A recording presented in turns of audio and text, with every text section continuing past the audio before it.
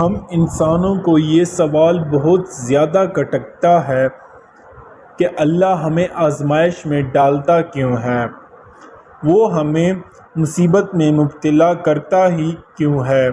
تم جس چیز کی طلبگار ہو وہ اب تک تمہیں کیوں نہیں مل سکی؟ یہ سوالات ہیں نا دل میں۔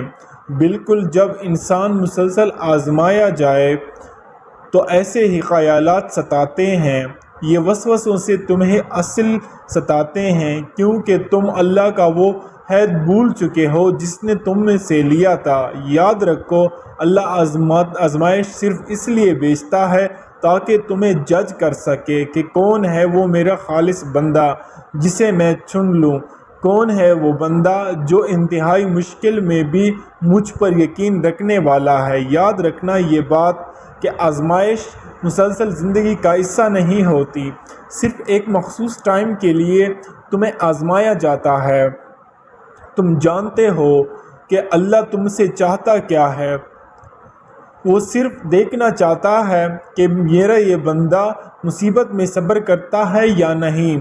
سنو، تمہیں پتہ ہے کہ یہ صبر ہوتا کیا ہے؟ یاد رکھو صبر اور برداشت میں بڑا فرق ہوتا ہے۔ تمہیں وہ معاملات جن پر تمہارا اختیار نہیں اور انہیں پورا یقین کے ساتھ اللہ کے حوالے کر کے اس سے بہتر کی امید رکھنا، یہ صبر تمہاری زندگی میں معجزات لے کر آتا ہے، اللہ کا کن لے کر آتا ہے۔ تم جانتے ہو اللہ کی مدد کب آتی ہے؟ یاد رکھو جب تم اپنی حاجت اس کے بارگاہ میں پیش کرو، اور وہ رب جو ہر بار تمہیں محبت سے صدا دیتا ہے کوئی ہر پکارنے والا، تو سوچو تمہاری وہ پکار کیسے رد کر سکتا ہے؟ تم یہ سوچ رہے ہو نا، تو پھر وہ مجھے آزما کیوں رہا ہے؟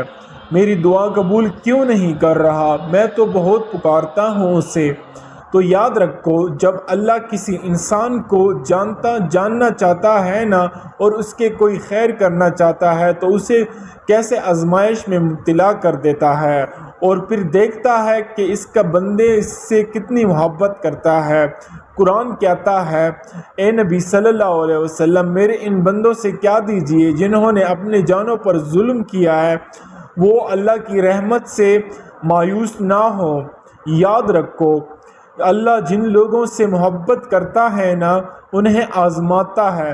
جو راضی ہوتے ہیں تو اللہ بھی اس سے راضی ہو جاتا ہے، اور جو ناراض ہوتے ہیں تو اللہ بھی اس سے ناراض ہو جاتا ہے۔ اور اگر راضی ہو گئے بندے کی جو مصیبت ہے اس پر آئی ہے، اس پر بھی میں صبر کرتا ہوں کہ اللہ چاہے گا تو یہ ختم ہو جائیں گے، تو اللہ اس سے فوری راضی ہو جاتا ہے۔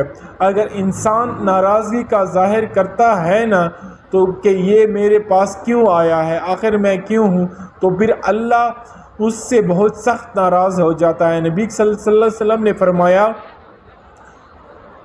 جتنی بڑی مصیبت اتنی بڑی اجر۔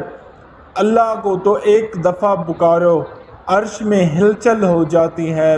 جب تم کہتے ہو نا یا رحمان یا رحیم، تو آسمانوں کے دروازوں میں کڑکڑاہٹ ہونے لگتی ہے۔ تم جانتے ہو اللہ اپنی کن کب فرماتا ہے؟ یاد رکھنا جب تم اپنے اندر خیر کی قوت مضبوط کر کے اپنے شر سے لڑنا سیکھ لیتے ہو۔ کیا تمہیں معلوم ہے کہ معجزات آخر زندگی میں ہوتے کب ہیں؟ یاد رکھنا جب تم اپنی تکلیف پر شکوے کے بجائے شکر ادا کرتے ہو، اور تم اس وقت مسکراتے ہو جب تمہارے ٹوٹ چکے ہو، یقین جانو معجزات بھی تمہاری منتظر ہو جاتے ہیں۔ یاد رکھو قرآن پاک کہتا ہے کہ کوئی مصیبت تم پر نہیں آتی مگر اللہ کی اذن سے۔